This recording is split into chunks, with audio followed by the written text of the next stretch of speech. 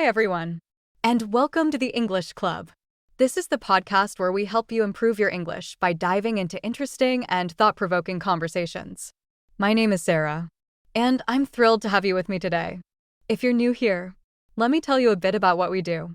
Each week, we explore a variety of topics to help you build your English skills in a fun and engaging way.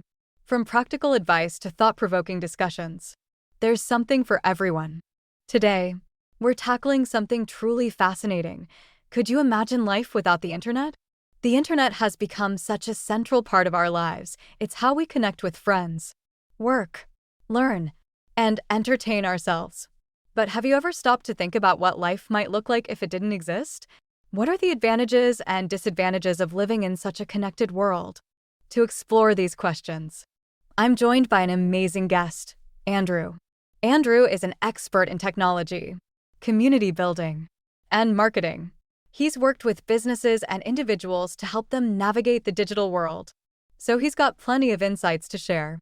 Andrew, welcome to the English Club. Hi, Sarah.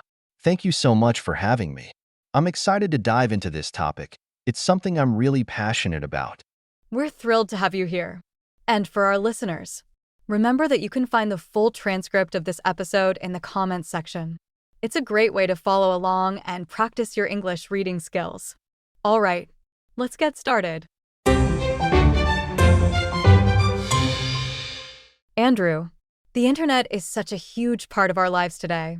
Let's start by talking about its impact. From your perspective, what are the biggest ways the internet has changed how we live, work, and connect? That's a great question. Sarah, the internet has completely transformed daily life in so many ways. For instance, it's revolutionized communication. These days, you can instantly connect with someone on the other side of the world through a message or a video call. It's also changed how we work. Remote jobs, online meetings, and virtual collaboration tools are everywhere now. Another huge change is in how we access information. With just a few clicks, you can learn almost anything, whether it's through YouTube, online courses, or even a quick Google search. The internet has made knowledge more accessible than ever. That's so true. It's incredible how convenient everything has become. For example, instead of spending hours at a library, you can just look up what you need online. But with all these advancements, do you think it's all been positive? Not entirely. While the internet has given us so many benefits, it's also introduced challenges, like the expectation of instant results, which can make people impatient. But I think the real challenges lie deeper, and that leads us to some of the drawbacks. Exactly. The internet has brought us so much convenience, but it's not without its downsides. What do you think are some of the biggest challenges of living in such a connected world? One major issue is how social media affects mental health. Platforms like Instagram or TikTok can make people feel pressured to present perfect versions of their lives, leading to comparison, anxiety, and even loneliness. Another challenge is the sheer amount of misinformation online. While the internet gives us access to so much knowledge, it's also filled with misleading content. It can be hard to separate fact from fiction, especially when it comes to health advice or news. That's such a good point. I also think about how much time people spend online. It's so easy to get caught up scrolling through social media or binge-watching shows. Do you think we're becoming too dependent on the internet? Definitely.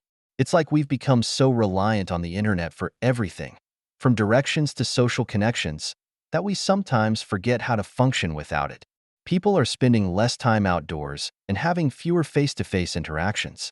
That's so true. And I think this overdependence ties into another interesting question. What if the internet didn't exist? Andrew, let's take a step back and imagine a world without the internet. How do you think life would be different? Wow, that's a fascinating question. Sarah, if the internet didn't exist, life would be a lot slower. For one, communication would rely on letters or landline phones, and businesses would focus more on local communities instead of global audiences. And education and entertainment would be very different too, right?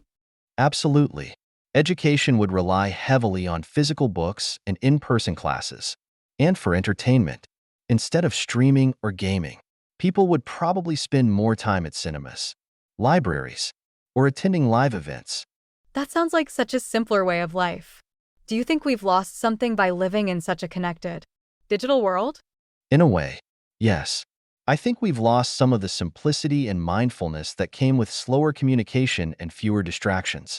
Back then, people spent more time outdoors, connected more deeply with those around them, and weren't constantly checking their phones.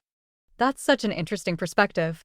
But as you said earlier, it's all about finding balance, embracing the benefits of the internet while not letting it completely take over our lives. Exactly. The internet is an incredible tool, but we should use it thoughtfully, making sure it adds value to our lives instead of controlling them. That's such great advice. Andrew, I think this discussion really shows how much the internet has shaped our lives, for better and for worse. Well, that's it for today's episode. Andrew, thank you so much for joining us and sharing your thoughts on such an important topic. Thank you, Sarah. It's been a pleasure to explore this topic and share ideas with your listeners. And to our listeners, what do you think? Could you imagine life without the internet? Let us know in the comments. As always, you can find the full transcript of this episode in the comments section.